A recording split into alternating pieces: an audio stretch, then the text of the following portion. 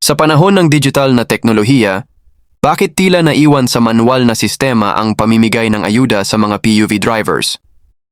Isang tanong na umiikot ngayon sa social media, lalo na't maraming sektor ang umaasang mas mapapabilis ang tulong kung ito ay gagawing digital.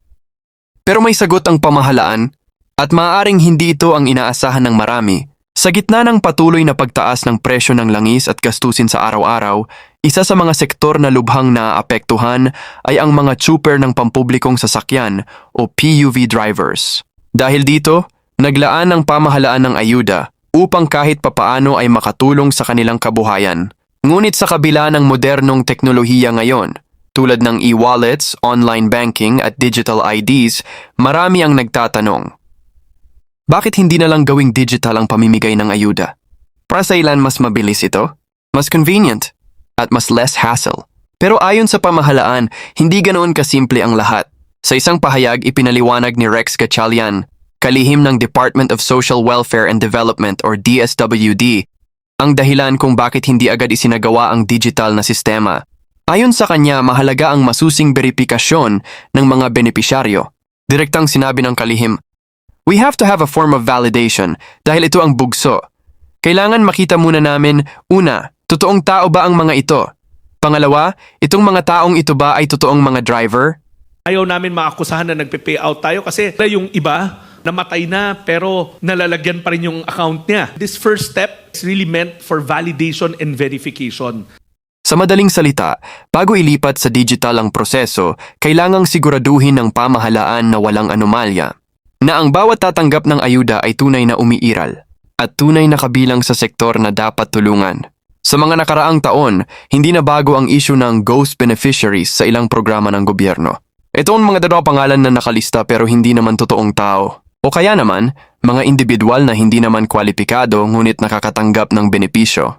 Kung agad nagagamit ng digital system ng walang maayos na database, posibleng mapunta ang ayuda sa maling tao, madoble ang pagtanggap ng benepisyo, o tuluyang mawala ang pondo dahil sa sistemang hindi pa handa. Kaya ayon sa DSWD, mas pinipili nilang maging maingat. Dahil sa huli, pera ito ng bayan. At bawat piso ay kailangang mapunta sa tamang kamay. Hindi naman itinatanggi ng DSWD na mas mabilis at mas epesyente ang digital system. Sa katunayan, ito ang direksyong tinatahak ng maraming ahensya ng gobyerno. Sa digital system, posible ang mas mabilis na release ng pondo, mas kaunting pila, mas malinaw na tracking ng distribution. Pero may kapalit ito. Kapag kulang ang datos o hindi validated ang listahan, mas mabilis din ang pagkalat ng mali. Isang click lang, pwede nang maipadala ang ayuda sa maling tao. Kaya para sa DSWD, hindi lang bilis ang sukatan, kundi katumpakan. Sa kasalukuyan, patuloy ang ginagawang hakbang ng Department of Social Welfare and Development upang ayusin at linisin ang listahan ng mga benepisyaryo. Pakikipag-ugnayan sa mga transport groups, pag-verify ng mga rehistradong driver, pagbuo ng mas maayos at updated na database, layunin nitong ihanda ang sistema para sa mas modernong paraan ng pamimigay ng ayuda sa hinaharap.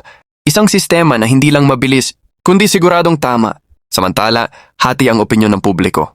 May ilan na nagsasabing, dapat digital na agad para mas mabilis.